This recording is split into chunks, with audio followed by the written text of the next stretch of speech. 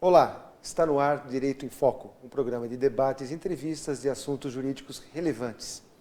Hoje nós vamos conversar sobre um tema que tem causado aí um certo burburilho nas últimas semanas, nos últimos meses, que foi a promulgação da Lei de Abuso de Autoridade.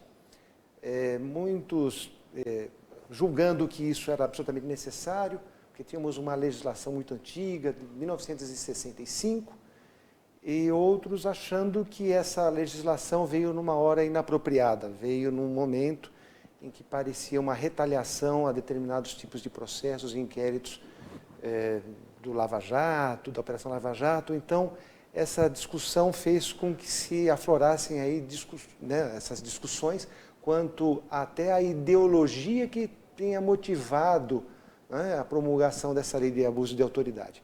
E que muda muita coisa para os agentes públicos, para juízes, promotores, para a polícia, e afeta a população, afeta o jurisdicionado, afeta você. E para a gente entender um pouquinho mais, nós estamos hoje com a presença de uma jovem advogada criminalista, a doutora Alessa Sani. Ela me recomendou que eu caprichasse na pronúncia do seu nome, não é Alessa, é Alessa Sani, uma jovem advogada criminalista, mestranda em Direito Penal pela Pontifícia Universidade Católica de São Paulo, a PUC, também pós-graduanda pela Fundação Getúlio Vargas no em Direito Penal Econômico. Enfim, ela tem já, apesar de ser uma jovem advogada, ela tem um currículo invejável, mas o tema é tão fascinante e o programa é tão curto que nós, doutora, vamos já iniciar com as nossas questões sobre a lei de abuso de autoridades. Antes de mais nada, muito obrigado por ter aceito o nosso convite. Muito boa noite a todos. Eu agradeço o convite. Para mim é uma honra e um prazer estar aqui conversando de um tema tão importante para todos, não só para quem estuda direito, não só para quem atua na área, mas especialmente para você, cidadão, que precisa conhecer seus direitos e precisa saber como se deparar e como agir numa situação de eventual abuso de autoridade. Perfeito. Quando nós divulgamos o nome do programa, o título do programa, eu pedi pelas redes sociais que as pessoas enviassem perguntas, questões, dúvidas, para que a gente pudesse debater aqui hoje. Uhum. E uma das coisas que eu notei, doutora, é que as pessoas se dividiram em duas grandes partes. Uma parte das pessoas fazendo perguntas, levando a crer que elas estavam entendendo que a lei de abuso de autoridade era algo contra a sociedade. Por quê? Por que isso? Porque facilitaria a vida dos criminosos ou daqueles que estariam sendo perseguidos em processos judiciais, inquéritos e tudo mais. E outros dizendo de que isso era uma redenção contra os abusos das autoridades que tomavam medidas erradas e tal. Então essa é a grande questão, doutora. Essa lei, ela veio para ajudar o cidadão, proteger o cidadão, ou veio para proteger os bandidos? Primeiramente, a gente sempre espera que uma lei e o Estado Democrático de Direito venha para proteger os cidadãos. Não à toa que a gente vive uma democracia.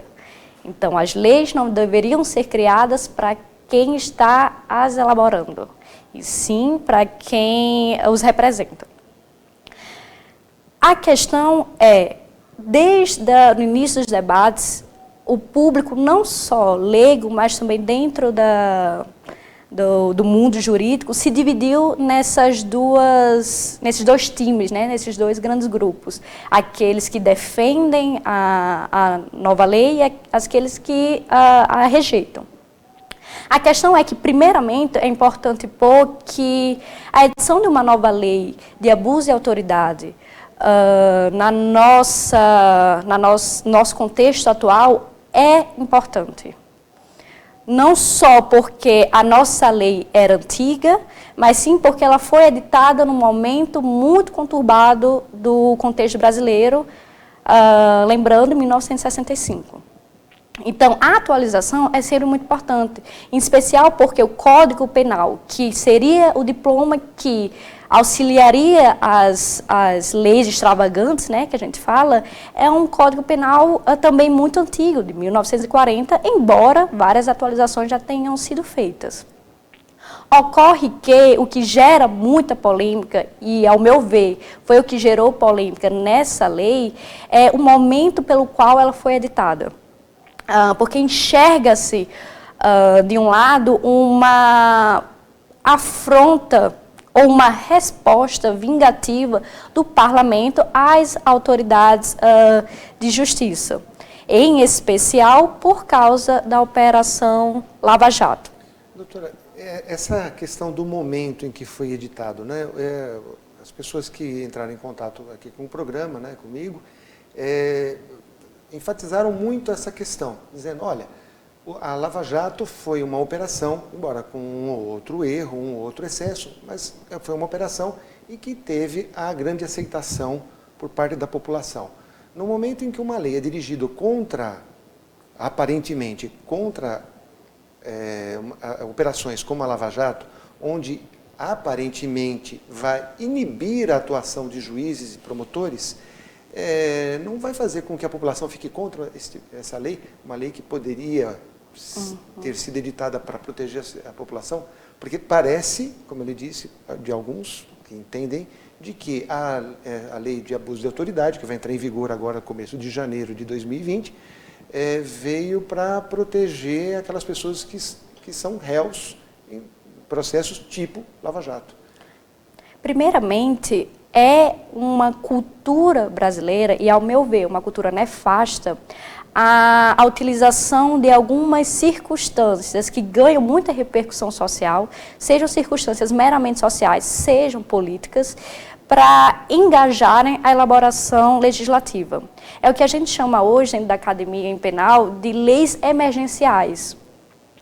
O que ocorre é que leis emergenciais, muitas vezes, sofrem ou estão eivadas de vícios, porque são emergenciais, não fazem parte de uma política criminal estruturada para receber. Um planejamento. Não, são leis que, devido ao apelo social e midiático, aparecem.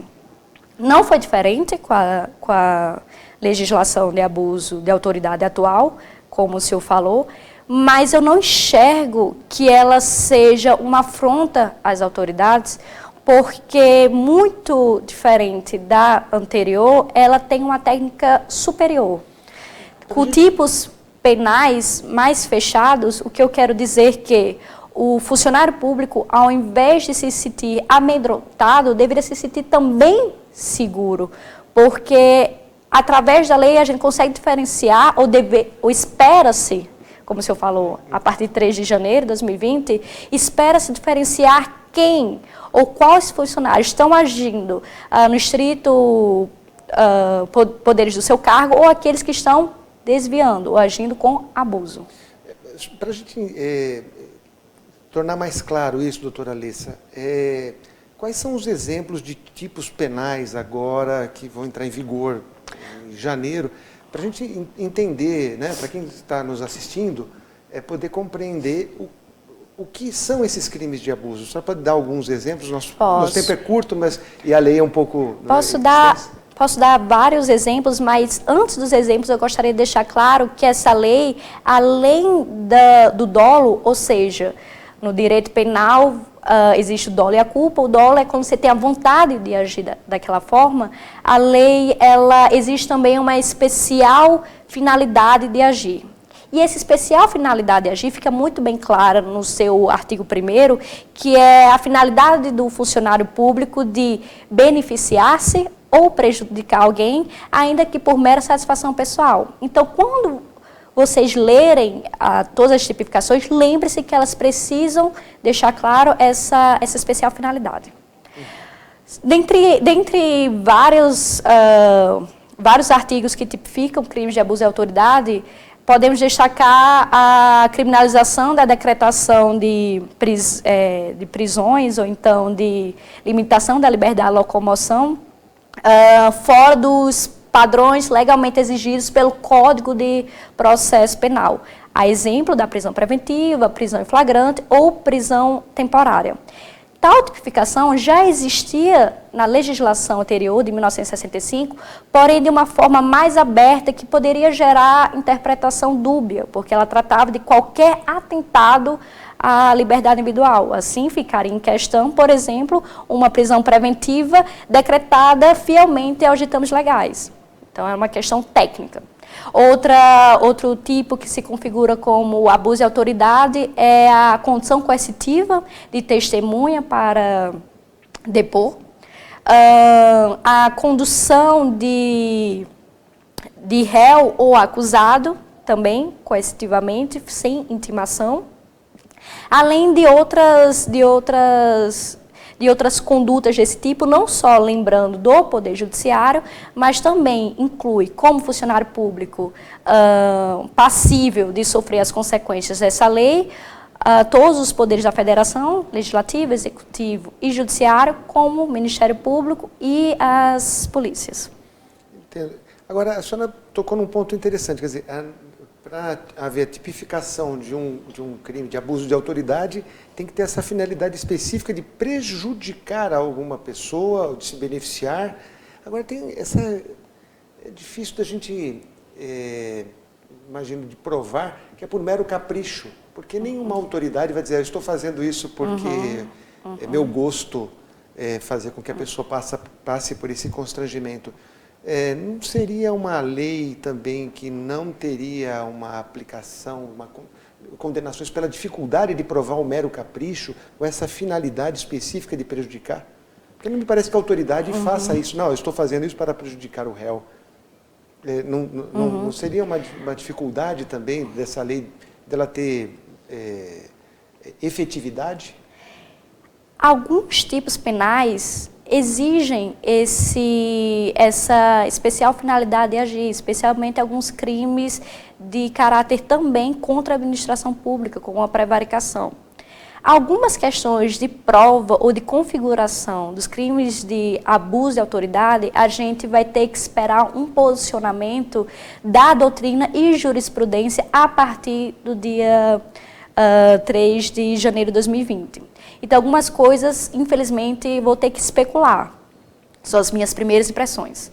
Ao meu ver, ela constitui esse dispositivo que exige essa especial finalidade, ele constitui uma segurança, não só para o funcionário público, mas também para conseguir diferenciar o que seria um abuso de autoridade. Eu acho que através desse dispositivo fica mais claro ao a gente ler o resto da lei, que conduta poderia se configurar abuso de autoridade. Por exemplo, um retardo em alguma comunicação de prisão em flagrante está lá como tipificação de abuso de autoridade, por exemplo, que ela deve ser comunicada em até 24 horas. Ocorre que alguns empecilhos podem advir no meio desse percurso, e não só... Às vezes não chega ao juiz, então o juiz não tomar ciência não configuraria por si só abuso de autoridade, precisaria o quê? Dessa finalidade especial de prejudicar alguém ou de beneficiar. Então eu acho importante para inclusive leitura e entendimento da lei. Perfeito. A gente precisa também entender como é que isso vai acontecer, quer dizer, se a própria pessoa que se sinta prejudicada tem que tomar uma atitude ou se é o próprio Estado. E para a gente entender como é que vai funcionar na prática isso, quer dizer, como é que vai iniciar um processo contra uma autoridade, nós vamos ter a resposta da doutora Alessa, mas depois dos nossos intervalos, aguarde, daqui a pouquinho a gente volta.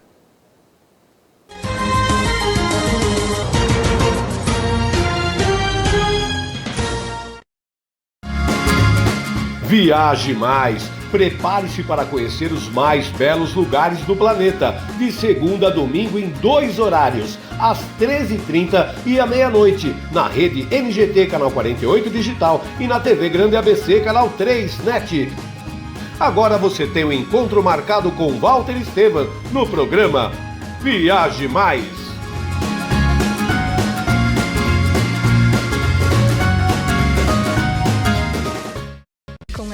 Juliana Flores, você está a um clique de deixar alguém ainda mais feliz. Entrega de presentes, flores e momentos únicos em até 3 horas em todo o Brasil. Acessou, comprou, chegou, sorriu.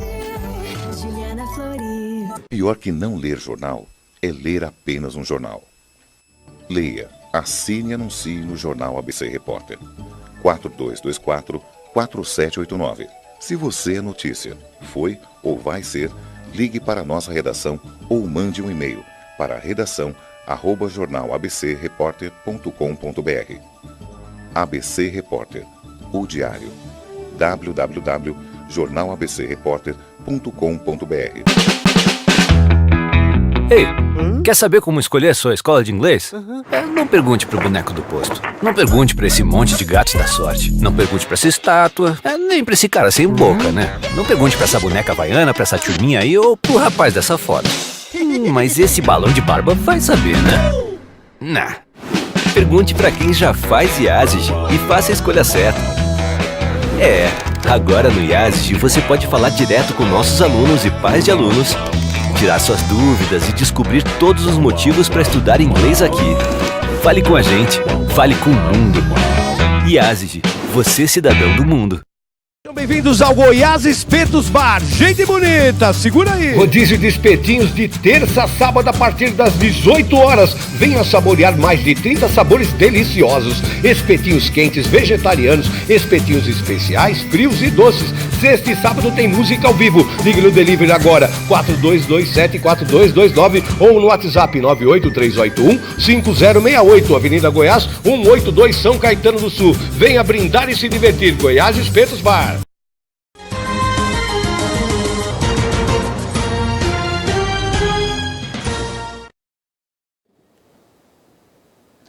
Olá, estamos de volta com o programa Direito em Foco, programa de debates, entrevistas e assuntos jurídicos relevantes. No primeiro bloco, nós conversamos bastante com a doutora Alessa Sani sobre a lei de abuso de autoridade.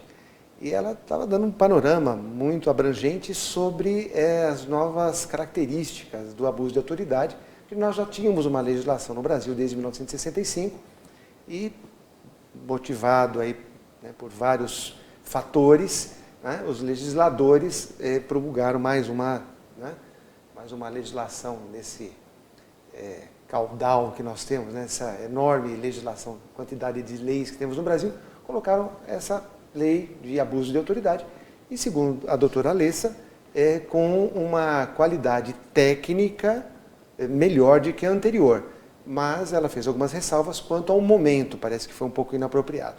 E nós terminamos o primeiro bloco com a seguinte questão. Muito bem, a partir agora do início de janeiro de 2020, vai entrar em vigor, e aí uma pessoa que se sinta prejudicada por um abuso de autoridade, ela talvez possa tomar uma medida, ou ela não precisa tomar uma medida, enfim, a doutora Alessa vai nos explicar. Doutora, acontecendo a partir do dia 3 de janeiro de 2020, há um fato que tipifique, que se caracterize como abuso de autoridade.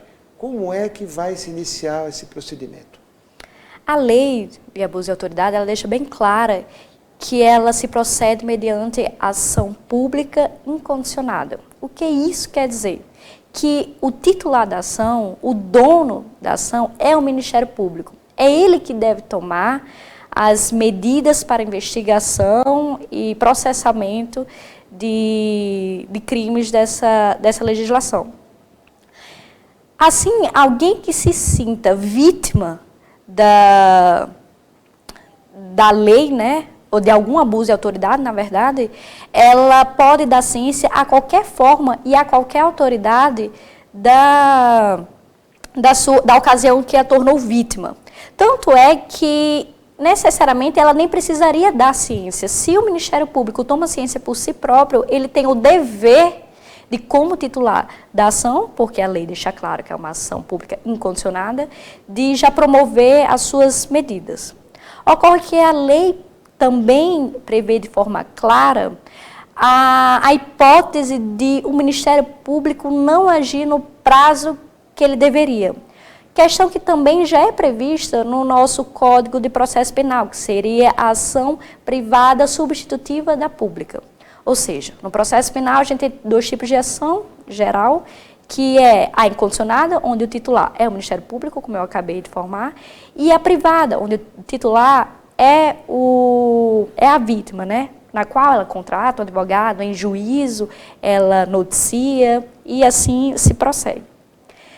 Nessa hipótese, não havendo tomada de providência pelo Ministério Público, a vítima pode, em juízo, dar ciência da notícia crimes, né, do que ela sofreu, e assim o juiz reporta ao Ministério Público que aquela conduta que a vítima trouxe é de titularidade do Ministério Público, trazendo ele de volta à sua titularidade. Então, a vítima começa a ação como privada, se, lembrando, o Ministério Público não age no prazo que ele deve agir, e depois o juiz chama o Ministério Público para ação, dizendo que essa titularidade é dele.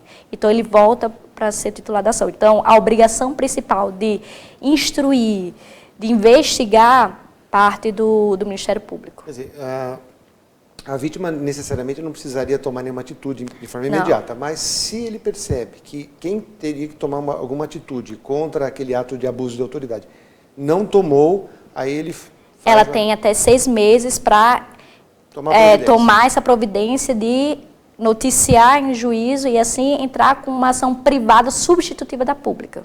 Perfeito. Agora, uma questão que as associações de magistrados, a gente fala de magistrado porque ele não é a única autoridade que pode cometer o abuso, mas eu acho que está se debatendo muito mais com relação à magistratura. Então vamos usar o exemplo que tem sido dado aí pelas associações dos magistrados, né? Eles estão dizendo o seguinte, qual é o temor? É que trabalhando com centenas, milhares de processos e o acesso à justiça sendo mais simples, justiça gratuita, etc., fica fácil para a vítima, ou que se acha uma vítima de um abuso de autoridade, ingressar e fazer o pedido e iniciar um processo criminal por alegando abuso de autoridade. Significa que os juízes terão uma possibilidade de ter muitos processos contra si. E esse processo é individual, contra ele, não é contra o Estado. E aí ele vai, até vi uma entrevista de um juiz, até sendo bastante irônico, ele dizendo, não vou ganhar o suficiente para pagar advogados para me defender, ou eu vou gastar todo o meu tempo me defendendo sozinho dessas ações, porque vão ser centenas, porque todo mundo vai se achar vítima.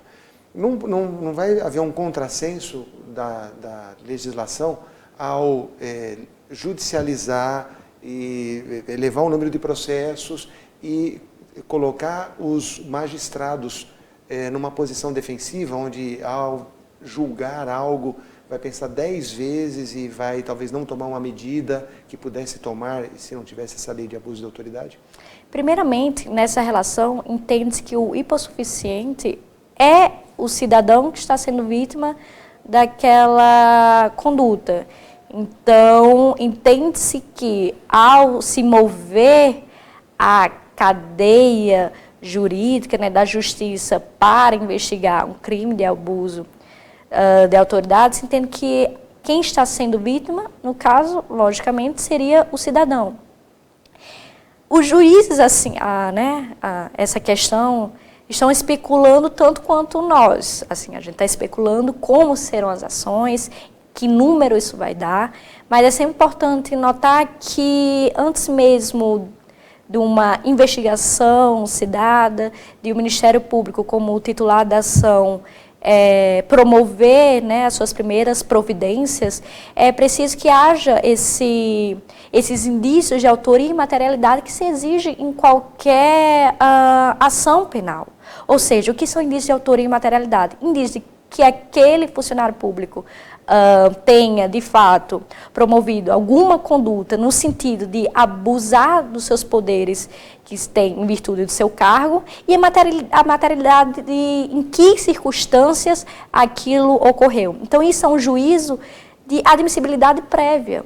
Então, é necessário que de fato, isso ocorra de forma precisa, para que situações como essa não ocorram e afogue o sistema judiciário, que ainda é, por causa disso, muito defasado, tem muita demanda judiciária, mas também é claro que é importante que essa pressão exista sempre pelas autoridades de fazer suas decisões da melhor forma possível, existindo essa lei ou não.